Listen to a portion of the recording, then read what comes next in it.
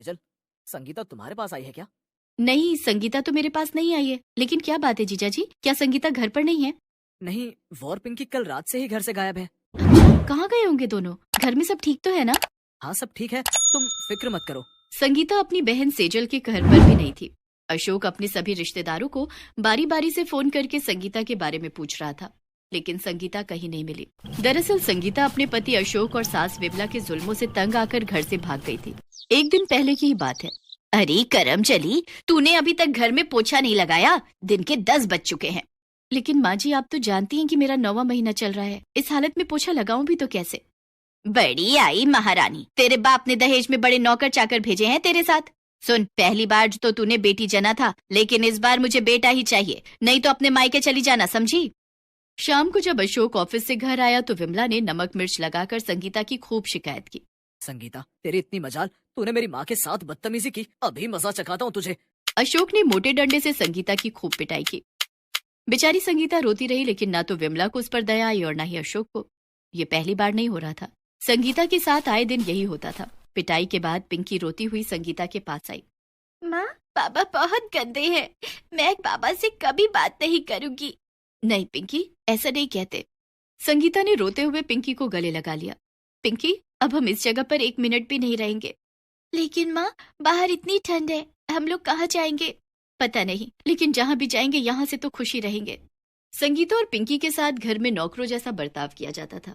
दिसंबर की बर्फ जैसी ठंड में भी उनके पास पहनने के लिए गर्म कपड़े नहीं थे, लेकिन संगीता ने सोच लिया था कि वो अब यहाँ नहीं रहेगी। उस रात जब अशोक और बिमला खाना खाकर सो गए, तब संगीता पिंकी को लेकर घर से भाग गई। वो दोनों पैदल चलते हुए रेलवे स्टेशन आ गए। दूसरी सुबह। न जाने कहाँ चली गई दोनों। अरे जाएगी कहाँ, संगीता का तो 9वां महीना चल रहा है, यहीं कहीं होगी आसपास, थोड़ी देर में आ जाएगी। लेकिन शाम तक संगीता और पिंकी का कुछ पता नहीं चला। आए हाय, न जाने कहाँ चली गई करम चली। अब घर का काम कौन करेगा, सारे बर्तन जूठे पड़े हैं। तुम्हें घर के काम की पड़ी है, मुझे डर है कि कहीं उसके माँ बाप उसे ढूंढते हुए यहाँ ना आ जाए। अरे आने दो, कह देंगे यार के साथ भाग गई। इधर संगीता 5 साल की पिंकी को लेकर ट्रेन में बैठ गई। दोनों ठंड के मारे कांप रहे थे।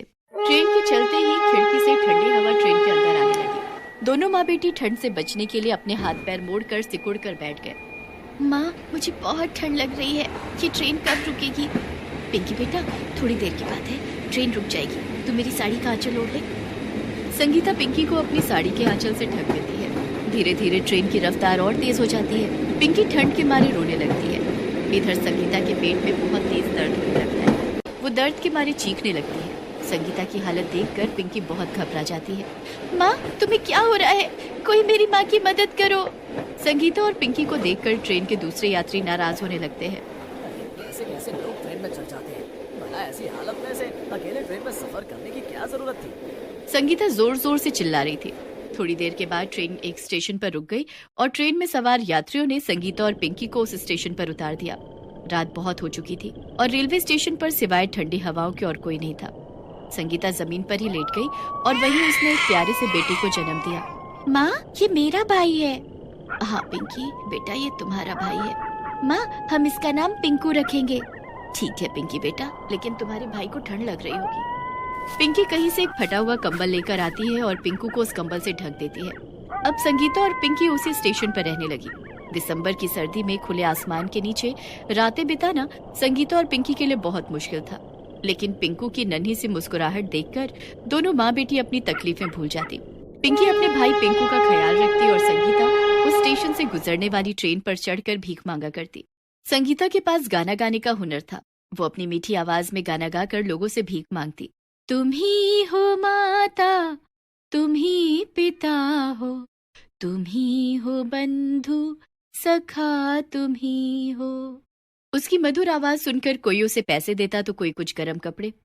एक दिन संगीता ट्रेन में गाना गाकर भीख मांग रही थी, तभी वहाँ पिंकी आ गई। अरे पिंकी, तू यहाँ क्यों आ गई? पिंकू को अकेला क्यों छोड़ दिया?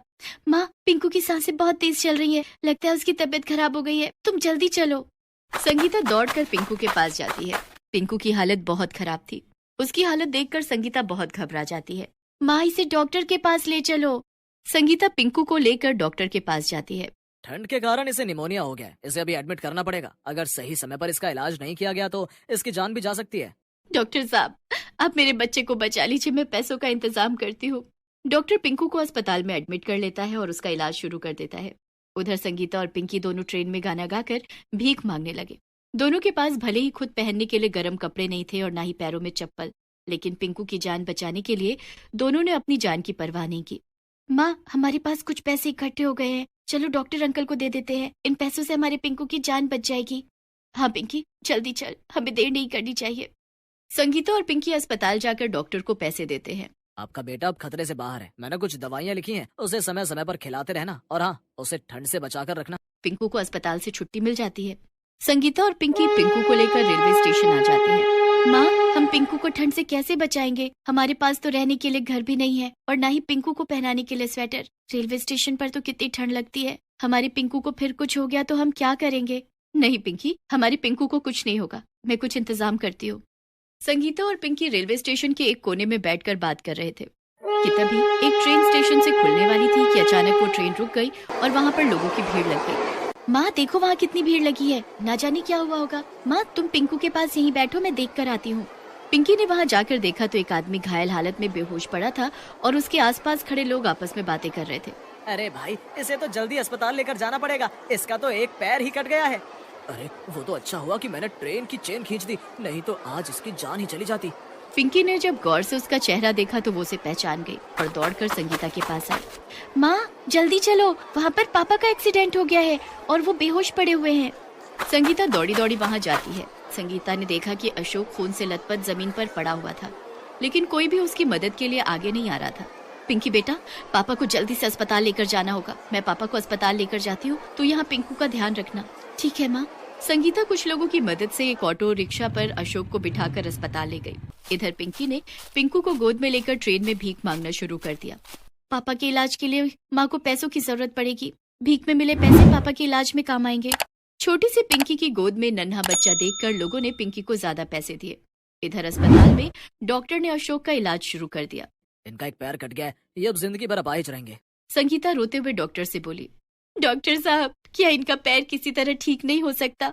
इन्हें आर्टिफिशियल पैर लगाया जा सकता है जिसके सहारे ये चल पाएंगे, लेकिन उसमें बहुत पैसे खर्च हो जाएंगे। डॉक्टर साहब, आप आर्टिफिशियल पैर लगा दीजिए, लेकिन मेरे पति के पैरों को ठीक कर दीजिए, मैं पैसों का इंतजाम करती हूँ। डॉक्टर संगीता को देखकर समझ गया था कि इसकी आर्थिक स्थिति बहुत खराब है।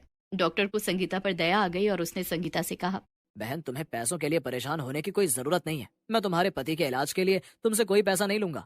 आपका बहुत बहुत धन्यवाद डॉक्टर साहब। डॉक्टर ने अशोक का इलाज करके उसे आर्टिफिशियल पैर लगा दिया। थोड़ी देर के बाद अशोक को होश आ गया। जब उसने अपनी आंखें खोली तो सामने संगीता खड़ी थी। संगीता, तुम? संगीता ने अशोक को सारी बातें बताई कि कैसे उसका ट्रेन से एक्सीडेंट हो गया और उसका एक पैर कट चुका है। ये सुनकर अशोक जोर जोर से रोने लगा। संगीता, मुझे माफ कर दो, भगवान ने मुझे मेरे बुरे कर्मों की सजा दे दी है। ऐसा मत बोलिए पिंकी के पापा। पिंकी कहाँ है? और तुम तो गर्भवती थी ना, कहाँ है मेरा बच्चा?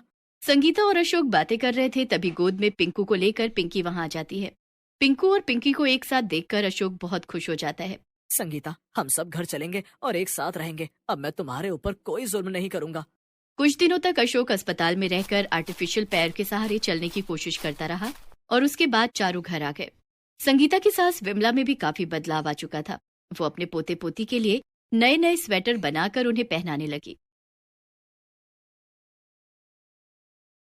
दिसंबर की बर्फीली रात थी। सरजू अपना ढाबा बंद कर रहा था। यूं तो सरजू का ढाबा पूरी रात खुला रहता, लेकिन उस दिन ठंड बहुत ज्यादा थी। सरजू के पास पहनने के लिए कोई गर्म कपड़े भी नहीं थे, इसलिए उसे बहुत ठंड लग रही थी। सरजू शहर के हाईवे पर अपना छोटा सा ढाबा चलाता था।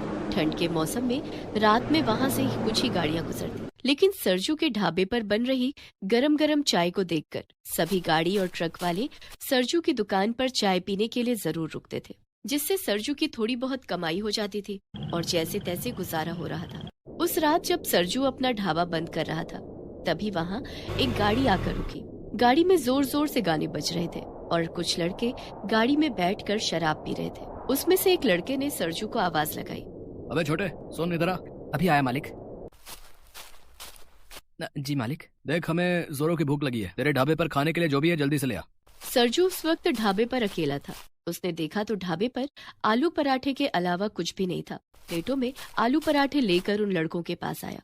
जब उन लड़कों ने आलू पराठा खाना शुरू किया तो पराठे थोड़े ठंडे थे और उन्होंने सरजू को फिर आवाज लगाई।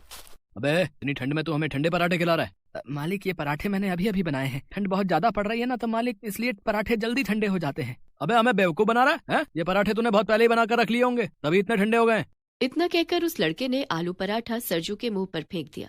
ये आप क्या कह रहे हैं मालिक? आप लोग शराब के नशे में हैं इसलिए मेरे साथ बदतमीजी कर रहे हैं। क्या कहा? हमें बदतमीज बोल रहा है? अबे तेरी इतनी हिम्मत, ठंडा पराठा खिलाकर हमें अकड़ दिखा रहा है? हमसे जबान लड़ाएगा? भाई ये बहुत ठंड हो गई है ना इसलिए इसके पराठे ठंडे हो गए हैं। आओ हम मिलकर इसके पराठे को गर्म कर दें।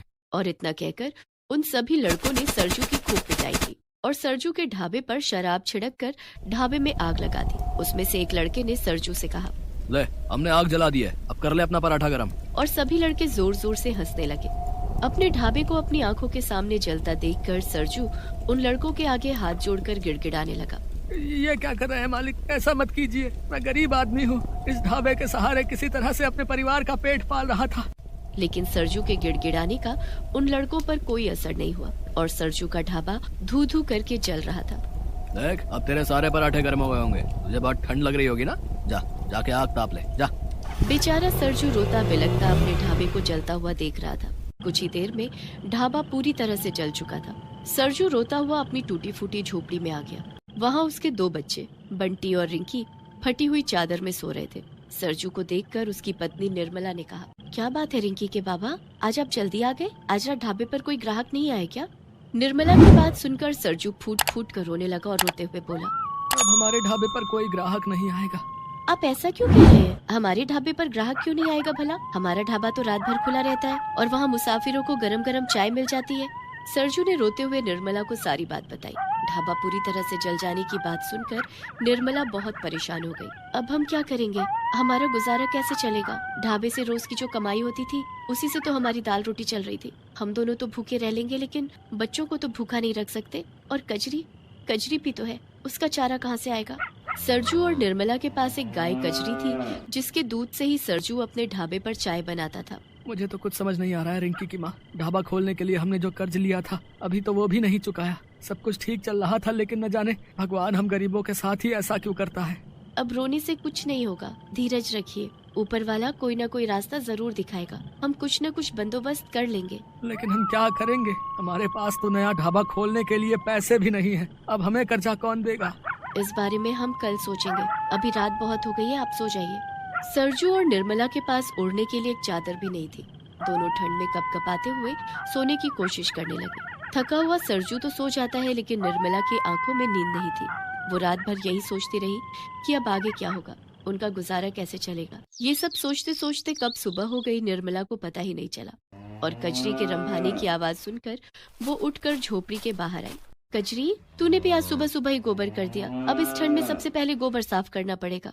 निर्मला कजरी के गोबर को उठाकर कचरे में फेंकने ही वाली थी कि तभी उसे कुछ ध्यान आया। ये गोबर तो बड़ा काम आ सकता है, जब इस गोबर से घर लीप सकते हैं तो ढाबा क्यों नहीं बना सकते। निर्मला ने कजरी के गोबर को एक जगह रख दिया और उसने सरजू को जगाया। रिंकी के बाबा उठो, हमारी कजरी ने गोबर कर दिया है। तो उसे साफ कर दो ना, मुझे क्यों जगा दिया? अरे मैं क्या कह रही थी, हम कजरी के गोबर को इकट्ठा करके गोबर का ढाबा बना सकते हैं। निर्मला की बात सुनकर सरजू तुरंत उठकर बैठ गया और बोला, क्या गोबर का ढाबा? लेकिन गोबर का ढाबा कैसे बनेगा? अरे हम जंगल से कुछ बांस, लकड़ियां और घास फूस ले आएंगे और उससे ढाबे की दीवार खड़ी कर देंगे और फिर उन दीवारों पर मैं गोबर का लेप लगा दूंगी जिससे ठंडी हवा ढाबे के अंदर नहीं आएगी। गोबर से ढाबे का चूल्हा भी बनाया जा सकता है। हमारा ढाबा बिना खर्चे के बनकर तैयार हो जाएगा और हमें किसी से कर्जा भी नहीं लेना पड़ेगा। निर्मला की बात सुनकर सरजू बहुत खुश हो जाता है। अब सरजू रोज जंगल जाकर कुछ बांस, लकड़ियां और घास फूस इकट्ठा करने लगता है। इधर निर्मला कजरी का गोबर इकट्ठा करने लगती है। सरजू और निर्मला ने मिलकर ढाबे वाली जगह की साफ सफाई की। उसके बाद दोनों लकड़ी, बांस और घास फूस की मदद से ढाबा बनाने लगे। इस काम में बंटी और रिंकी भी उनकी मदद करने लगे। कुछ दिनों के बाद रिंकी की माँ, हमारे ढाबे की दीवार तो बनकर तैयार हो गई है, अब तुम इसमें गोबर का लेप लगाना शुरू कर दो। हाँ रिंकी के बाबा, मैंने कजरी का गोबर इकट्ठा कर लिया है और अब बहुत सारा गोबर इकट्ठा हो गया है। मैंने आज ही ढाबे की दीवारों पर गोबर का लेप लगाना शुरू कर दूंगी। निर्मला ने ढेर सारे गोबर में थोड़ा सा पानी मिलाकर उसका लेप तैयार कर लिया और अपने ढाबे की दीवारों पर चारों तरफ से गोबर का लेप लगाने लगी। अरे वाह, ढाबे की दीवारों पर गोबर का ये लेप बिल्कुल सीमेंट की तरह लग रहा है। इससे हमारा ढाबा मजबूत भी हो जाएगा। लगभग 2 दिन की मेहनत के बाद निर्मला ने पूरे ढाबे को गोबर का ढाबा बना दिया। उस ढाबे की दीवारों पर निर्मला ने गोबर से फूल, पत्तियां और छोटी छोटी चिड़िया बनाकर उसे एक खूबसूरत रूप दे दिया। निर्मला ने ढाबे के अंदर गोबर का एक चूल्हा भी बना दिया।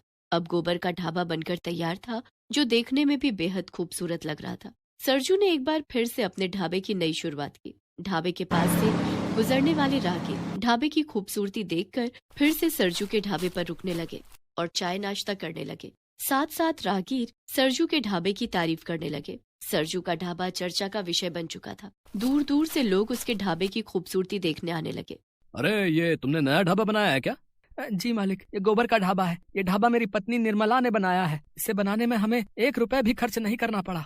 अरे वाह भाई वाह, और देखने में ये ढाबा काफी सुंदर भी लग रहा है। तुम्हारी पत्नी के हाथों में जादू है भाई, तभी तो तुम्हारे ढाबे पर पहले से भी ज्यादा ग्राहक आ रहे हैं। मालिक, अगर उस दिन उन लड़कों ने मेरा ढाबा न जलाया होता तो मैं गोबर का ढाबा बनाने की कभी नहीं सोच पाता।